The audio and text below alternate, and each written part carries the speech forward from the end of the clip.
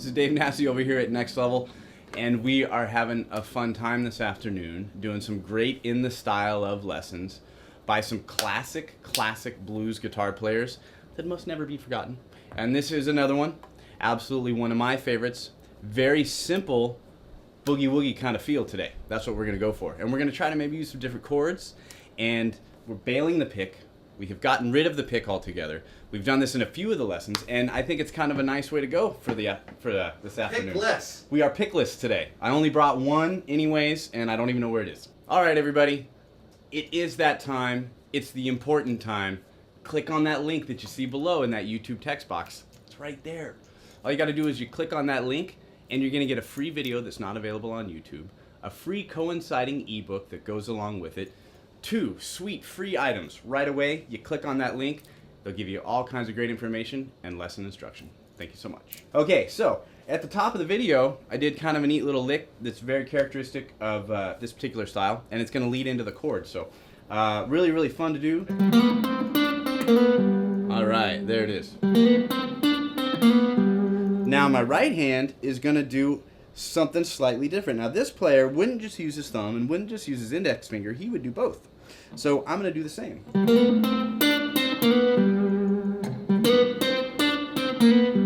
Now what's kind of cool about this is you could say, in a sense, you know, I always think of a bass player.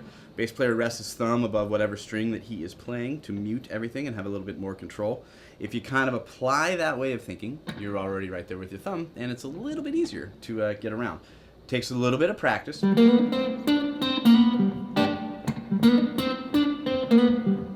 But you get that kind of nice little bouncy feel with it, and you take away the plastic sound and you get a rounder sound and a bit better of a tone, in my opinion.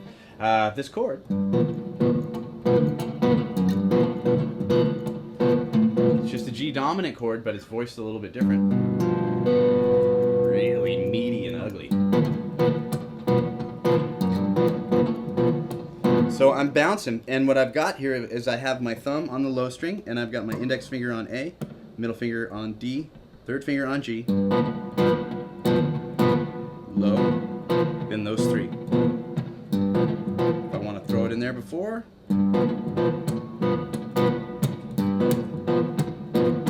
but when I do this, I get kind of that snare vibe.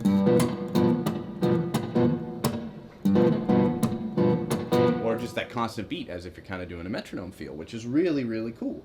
That'll keep me going, that'll keep me driving into any kind of a lick that I want to try to do. What would be a good lick? Well, let's go for this. Really fun to do, kind of fast. I tell you, man, I gotta say, when I researched doing these videos, I forgot how many crazy licks these guitar players did and how ahead of their time they really were. A lot of these licks, you can't believe they came from that time period and or these styles, and it's amazing. This one here. Now the way that I roll through that, I'm going to go thumb, index finger.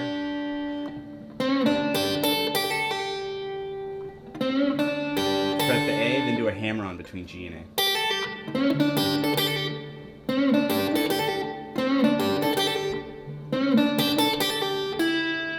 Really ugly note, but in context, you can kind of use it to your advantage. That's really essentially the crux of the lick. But great in that style.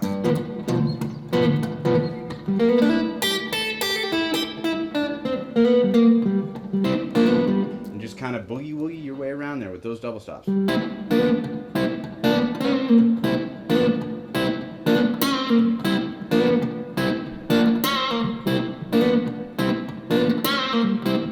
Let's look at what the right hand's doing on that one.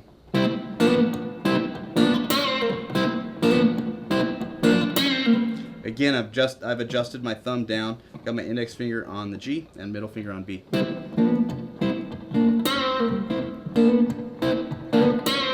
Now, what if we go? You can do that kind of thing. I think I cheated and did that at the top of the video, but you can use your thumb.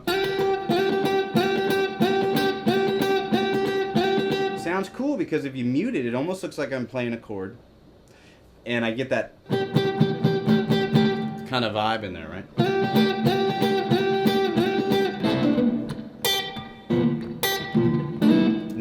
What else is fun? Really fun licks to do. I'm bending upright. Of course I'm bending C to sound like D.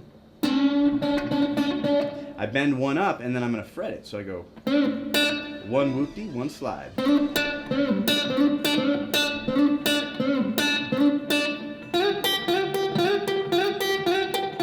Same kind of effect here. I'm going 6 to 8 and plucking that third string.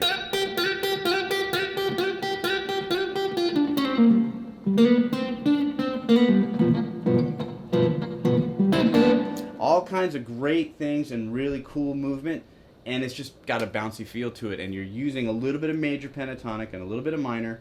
Let's talk about a couple of the scales that are being used so that way we're not confused and we can kind of bookend this lesson.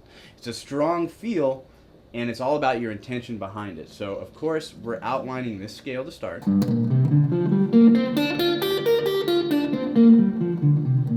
Now when I do licks like this, or anything that is, that's going to make reference to more of the major pentatonic.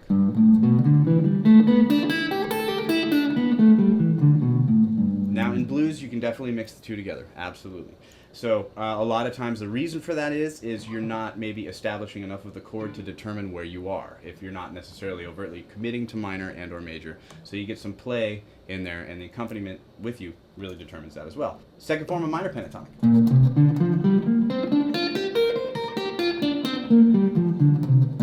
Now you might notice that guy from this one.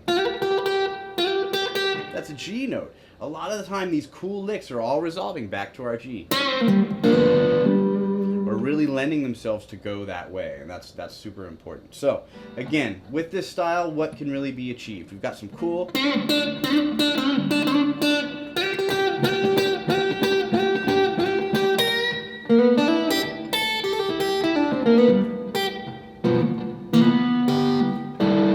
some fun things that we can do. Go to the website, everybody, nextlevelguitar.com.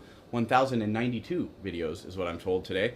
That is a lot of videos. That is a lot of brain food and information that will make you a better guitar player and human being. Go to the website. Thank you so much. I will see you there next time.